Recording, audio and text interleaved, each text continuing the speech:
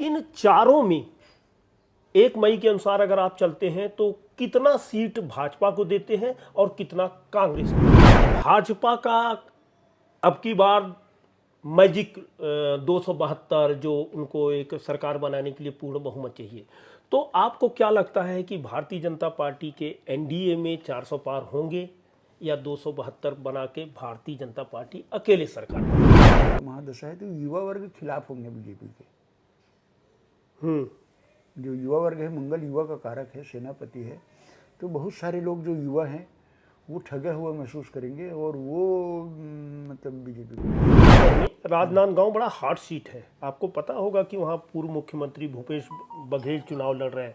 क्या आपको लगता है उनकी क्या स्थिति क्या बन रही है? में ताम्रध्वज साहू जहाँ चुनाव लड़ रहे हैं, महासमुंद में ताम्रध्वज। नमस्कार, आपने देखना शुरू कर दिया है खबरों की दीवार सीजीवाल और हम हैं भास्कर मिश्र। साथियों, एक बार फिर हम ज्योतिष के दरबार में पहुंचे हैं। याद कराना चाहेंगे कि आज से ठीक 3 से 4 महीने पहले विधानसभा चुनाव के दौरान जोशाचार्य हरवंश सिंह से मुलाकात हुई। उस दौरान करीब चुनाव होने के करीब 1.5 महीने पहले ही जोशाचार्य ने ऐलान कर दिया था कि प्रदेश में भारतीय जनता पार्टी की सरकार बनेगी। यद्यपि उस समय तत्कालीन समय विश्वास ही नहीं हुआ, क्योंकि उस दौर ही ऐसा था कि लोगों को समझ में नहीं आ रहा था कि कांग्रेस के रहते हुए और कांग्रेस के लहर के बीच भाजपा की सरकार कैसे बनेगी। न केवल हरवंश सिंह ने भाजपा की सरकार बनने का ऐलान किया, बल्कि उन्होंने यह भी एक अंक भी दे दिया था 55। यद्यपि उसमें 1 अंक कम हुआ, बावजूद इसके हरवंश सिंह जी का दावा था कि सीट 55 ही होगी। सरकार चूंकि 5 साल चलेगी, इस बीच में बहुत कुछ परिवर्तन होंगे। एक बार फिर लोकसभा चुनाव का ऐलान हो चुका है। देश में 7 चरणों में मतदान होगा। रही बात जब छत्तीसगढ़ की करते हैं, तो प्रदेश में यानी छत्तीसगढ़ राज्य में चुनाव आयोग ने 3 चरणों में मतदान कराने का फैसला किया है। एक 19 अप्रैल को, जिसमें बस्तर जिले के यानी बस्तर लोकसभा का चुनाव होगा। दूसरा चरण होगा जिसमें राजनांदगांव है, महासमुंद है, कांकेर है, जो 26 अप्रैल को मतदाता अपने मतदान का उपयोग करेंगे। तीसरा चरण यानी रेस्ट मैदानी क्षेत्र, और जिसमें सरगुजा भी शामिल है, यह 7 मई को यहाँ के मतदाता अपने मतदान का उपयोग करेंगे, मतदान करेंगे। अब सवाल उठता है कि हम लोग जोशाचार्य के दरबार में आए क्यों? जैसे कि पत्रकार की जिज्ञासा होती है, मेरी भी जिज्ञासा हुई कि विधानसभा के दौरान हरवंश सिंह ने जैसा कि बताया, उसके बाद लोगों की उम्मीदें जग गई हैं। जनता की मांग पर एक बार फिर मैं जोशाचार्य के पास आया हूं और जानकारी लेंगे कि लोकसभा चुनाव में पहली चीज, देश में सरकार किसकी बनेगी। दूसरी बात कि प्रदेश की 11 सीटों में कांग्रेस को कितना, भारतीय जनता पार्टी को कितना, या अन्य को कितने सीट मिलेंगे। जोशाचार्य जी नमस्कार। हम एक बार फिर आपके पास आए हैं। जैसे कि पिछली बार आपने ऐलान किया था कि भारतीय जनता पार्टी की सरकार बनेगी, इस बार क्या लगता है? 7 चरणों में मतदान तय हो चुका है। देश का लोकसभा का चुनाव 7 चरणों में होगा। क्या लगता है केंद्र सरकार किसके हक पाले में केंद्र की सरकार जाएगी? मतदाता किसके पक्ष में जाएंगे? ऐसा है भास्कर जी, पिछले एपिसोड में मैं कहा था कि संघर्ष की स्थिति रहेगी और 5 सीटों में कांग्रेस की स्थिति अच्छी रहेगी, छत्तीसगढ़ के बारे में बोला था। हाँ, और 6 सीटों में बीजेपी की। जब ये अभी सीटों का बंटवारा यानी प्रत्याशी नहीं उतरे थे, हाँ, तब की स्थिति में आपने बोला था। अब ये जो गणना है, ज्योतिष की गणना, उसमें आज भी वही स्थिति है। अब आदमी अपने पैर में कुल्हाड़ी मार ले तो इसमें ज्योतिष का कोई दोष नहीं है। जैसे ऐसे कैंडिडेट कांग्रेस ने खड़ा किया है, उसमें थोड़ी दिक्कतें आ गई हैं, जैसे अन्य कई बहुत सारी बातें हैं। लेकिन जहाँ जहाँ चुनाव 1 मई से पहले है, अच्छा, 1 मई से पहले जहाँ चुनाव है, क्योंकि बृहस्पति को शनि की तीसरी दृष्टि है, तो वहाँ भाजपा का वोट संख्या कम होगा। 1 मई से पहले तक है, 1 मई के पहले के जहाँ चुनाव है, 3 चरणों में चुनाव है जी, तो पहले चरण और दूसरे चरण जी में कांग्रेस को फायदा होगा। अच्छा, कांग्रेस जहाँ जीतने के बहुत करीब होगी, और मतलब बीजेपी की स्थिति बहुत अच्छी पहले लग रही है। चरण में अगर हम पहले और दूसरे चरण को मिला के बात करते हैं तो कुछ लोकसभा की संख्या चार, शायद चार ही होती है जहाँ तक मेरे को मालूम है। लग रहा है राजनांदगांव, महासमुंद और कांकेर और बस्तर, इन चारों में 1 मई के अनुसार अगर आप चलते हैं तो कितना सीट भाजपा को देते हैं और कितना कांग्रेस को देते हैं? ऐसा मेरे को ऐसा लग रहा है कि जो बस्तर का सीट है वो कांग्रेस के पाले में जाएगा। अच्छा। और क्योंकि वो प्रथम स्तर का चुनाव रहेगा 19 और अप्रैल को। हाँ हाँ, और वो 1 मई से पहले का चुनाव है। ठीक दूसरा क्या कहते हैं, जो 26 अप्रैल को होगा जी। उसमें राजनांदगांव, महासमुंद, कांकेर, तो ये तीनों में से 2 सीट का कांग्रेस के पक्ष में जाएगा। अच्छा। हाँ। यानी पहले चरण के 4 लोकसभा क्षेत्र से 3 लोकसभा क्षेत्र किसको दे रहे हैं आप? ये 4 में 3 कांग्रेस को जाना चाहिए। जाना, उसकी वजह क्या हो सकती है? देखिए क्या कहते हैं, सत्ता पक्ष हेतु होता है, किसी भी चीज़ का सत्ता पक्ष हेतु होता है, और बृहस्पति कारक ग्रह है, तो शनि देखता है, शनि आम जनता का कारक है और वो बृहस्पति को देख रहा है, तो शनि की दृष्टि बहुत खराब होती है। तो ये जो लोगों की मानसिकता है वो बीजेपी के खिलाफ जाएगा। हाँ।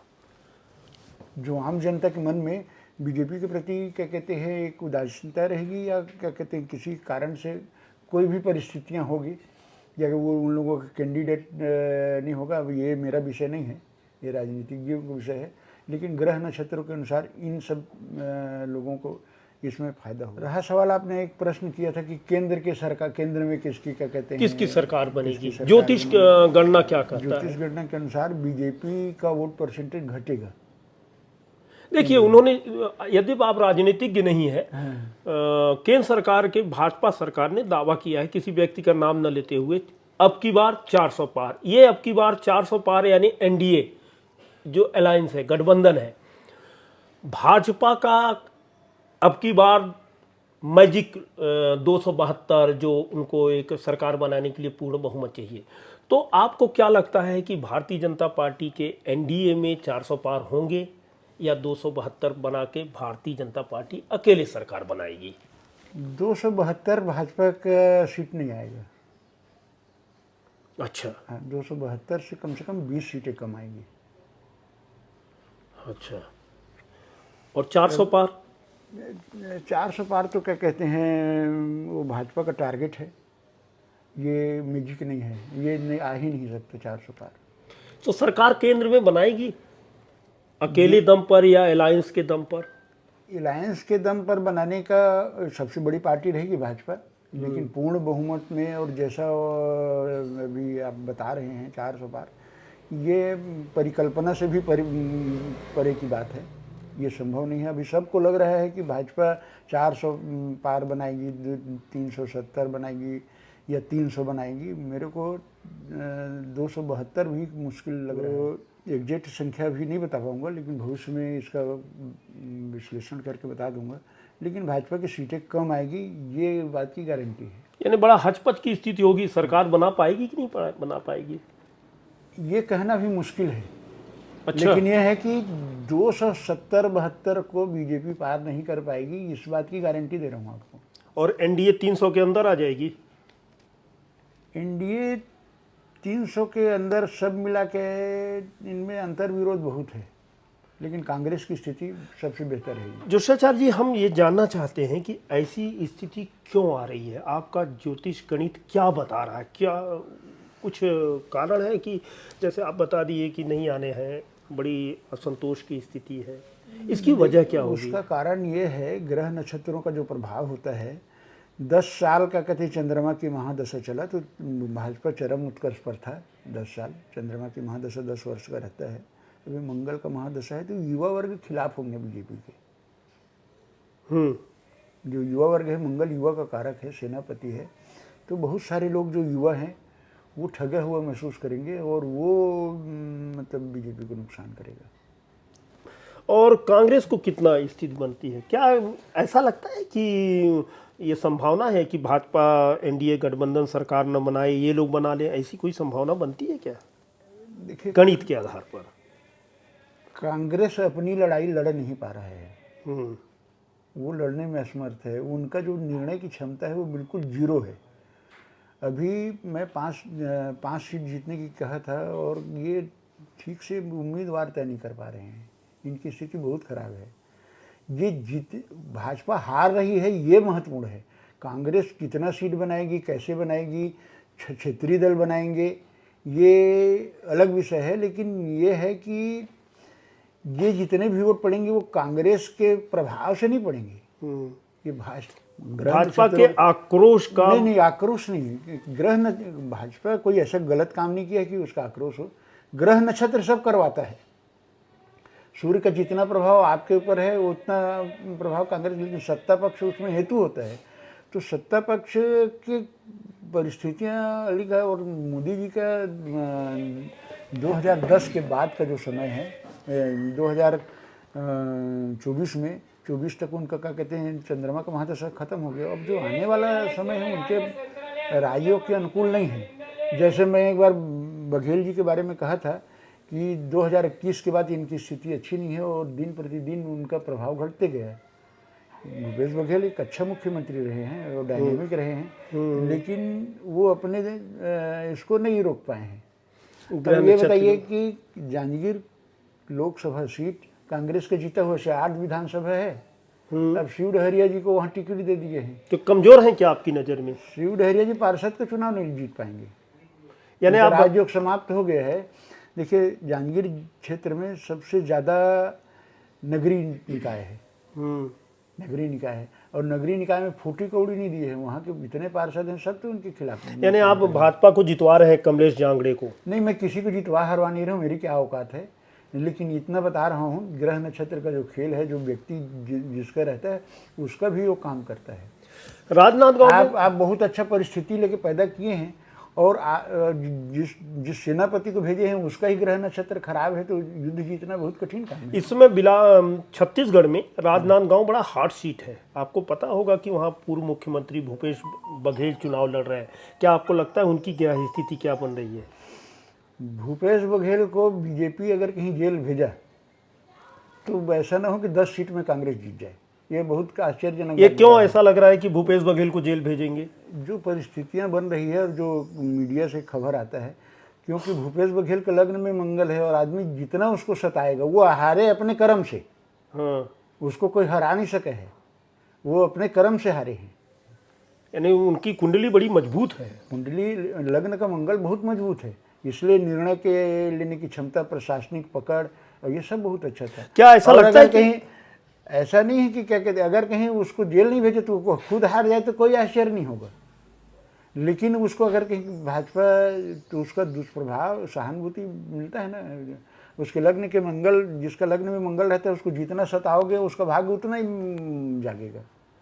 ये मैं आपको, ये मेरा विश्लेषण बताया। ये पहले आप एक एपिसोड में आपको याद दिलाता हूँ, मैं दोनों के कुंडली के बारे में बताया था। टी.एस. सिंहदेव और भूपेश बघेल के बारे में। टी.एस. सिंहदेव को जितना परेशान किया गया उसके हारने का कारण हारे हैं भूपेश बघेल जी।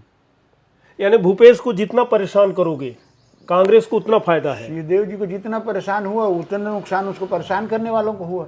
अब जितना भूपेश बघेल को परेशान करेंगे उतना क्या कहते हैं बीजेपी को नुकसान होगा। यानी आपने एक लाइन दे दिया है कि परेशान हो और भाजपा को नुकसान नहीं, मैं कोई लाइन देने वाला नहीं हूँ, मैं ग्रह स्थिति के बारे में बता रहा हूँ। मैं कौन होता हूँ निर्णय देने वाला? चलिए लब बोलो आप, अगर मैं पूछूं राजनांदगांव सीट कौन निकाल रहा है? देखिए, ये देखिए जो उसको परेशान करेंगे ही। अभी जितने प्रकार की क्या कहते हैं हथकंडे अपनाए जा रहे हैं, जितना वो परेशान होगा वो व्यक्ति जीत के आएगा। और कांकेर के बारे में आप क्या कहेंगे? कांकेर वो भी दूसरे चरण के मतदान में है। हाँ, कांकेर के बारे में इतना कह रहा हूँ कि 1000-2000 के अंतर से जीत होगी। किसकी? चाहे भाजपा की हो चाहे कांग्रेस की हो। तो निदान उदान इन लोगों को बताएंगे जीतने वालों को, किसी विशेष प्रत्याशी को? आपको क्या इंटरेस्ट है निदान बताने के लिए? वो लोग आए ना तो मैं उनको बताऊंगा। आप निदान बताने के इंटरेस्ट नहीं नहीं, रखते हैं। हर मैं ज्योतिषाचार्य हूँ। ज्योतिषाचार्य के पास लोग जब जाते हैं तो बड़ी उम्मीद है। यदि मैं पत्रकार हूँ, मुझे तो लगता पत्रकार है को क्या कहते हैं, निदान बताने से उनको क्या, जब वो नहीं करेंगे तो क्या फायदा यानी होगा? कांकेर में देख क्या होता है, बीमार आदमी डॉक्टर के पास जाता है तो उसके स्वास्थ्य को देख के इलाज होता है, और आदमी मतलब दूसरा कोई कुछ संदेश में खेती थोड़ी होती है। यानी 19-20 का मामला है कांकेर में। हाँ, और 19-20 महासमुंद में ताम्रध्वज साहू लड़ रहे हैं चुनाव 19-20 नहीं, 19.5-20 का मामला है। कांकेर में। हाँ कोई भी जीत सकता है, हाँ हाँ, टक्कर की सीट है। बिल्कुल बिल्कुल। और महासमुंद में ताम्रध्वज साहू जहां चुनाव लड़ रहे हैं। महासमुंद में ताम्रध्वज साहू जीत सकते हैं। अच्छा, रूप कुमारी उनके सामने खड़ी हैं। बिल्कुल बिल्कुल। ऐसी कौन विशेष बात हो गई कि महासमुंद जीत सकते हैं? कहीं ताम्रध्वज साहू का नाम लेकर सोच के ऐसा बता रहे हैं कि आपका ज्योतिष गणित बता रहा है? नहीं नहीं, सिंह राशि का क्या कहते हैं, महासमुंद सिंह राशि में है, और अप्रैल में सूर्य जो उसका स्वामी है सूर्य, और अप्रैल में वो मेष राशि का हो जाएगा। अच्छा, और वो जो मेष राशि है, वो मेष राशि में सूर्य आएगा तो वो उसके लिए अनुकूल है। जो क्या कहते हैं, क्या नाम है उनका? रूप कुमारी। नहीं नहीं, वो ताम्रध्वज साहू अनुकूल है। यानी अगर जोशाचार्य जी हम बात करें कि पहले चरण में सिर्फ बस्तर, दूसरे चरण में राजनांदगांव, महासमुंद, कांकेर, ये 4 सीटों का चुनाव हो रहा है 19 अप्रैल और 26 अप्रैल। तो आप पहले ही बता दिए 3 सीट कन्फर्म है कि कांग्रेस को जा रही है 1 मई के हवाले से। हाँ हाँ। और एक चौथी सीट है जो बड़ा दोनों के बीच में कशमकश है। तो ये माना जाए कि 4 कांग्रेस पा सकती है, या 3-1 से पहले 2 चरण में कांग्रेस लीड ले सकती है, यही कहना चाहेंगे आप? अब देखिए क्या कहते हैं, ये एग्जैक्ट गणना है, मैं एक एक लोकसभा का क्या कहते हैं आपको गणना करके बता दिया हूँ। ये बस्तर का तो आपकी गणना तो ये बता, हाँ, कांग्रेस बस्तर के पक्ष में है। राजनांदगांव भूपेश बघेल वो भी पक्ष में जा रहा है। हाँ, वो भी पक्ष में जा रहा है। महासमुंद लेकिन बहुत कम वोट से जीत हासिल होगी, बहुत कम वोट से जीत हासिल होगी, लेकिन जीतेंगे। अब आ जाती है बात महासमुंद, जो आप ऑलरेडी ताम्रध्वज को दे रहे हैं। कांकेर में बोल रहे हैं कि बड़ा कम मर्ज है, यानी 3-1 कांग्रेस या 4-0 कांग्रेस, यही स्थिति बन रही है। एक 5 मैं बोला था, 5 मतलब 5 जैसे वो 54 हो गया ना। हाँ, आपको वो याद होगा, मैं बोला था कि वो 55 होगा। जी जी अभी जी। देखो सब विधायक लोग क्या कहते हैं, लोकसभा चुनाव लड़ रहे हैं, सीट खाली होगी, ये 55 हो जाएंगे। जोशाचार्य जी का मानना है कि 19 अप्रैल और 26 अप्रैल के चुनाव में कांग्रेस को बहुमत मिलता हुआ दिखाई दे रहा है, यद्यपि यहाँ सिर्फ 4 सीटें हैं। हरबंश जी का मानना है कि आने वाले जो तीसरे चरण का मतदान है उस पर हम बाद में अपनी रिपोर्ट देंगे, लेकिन इतना तय है कि 3 चरण के लोकसभा मतदान के दौरान कांग्रेस को 5 सीट मिलेंगे और भारतीय जनता पार्टी को 6। और ये आंकड़े आगे पीछे हो सकते हैं, क्योंकि उनका मानना है कि सीटों का चयन कुछ ऐसे गलत होने के कारण कुछ ऐसे प्रत्याशी जीत रहे हैं जिन्हें कुंडली में जिनकी हार निश्चित है। अगले एपिसोड का इंतजार करिए, दीजिए आज्ञा।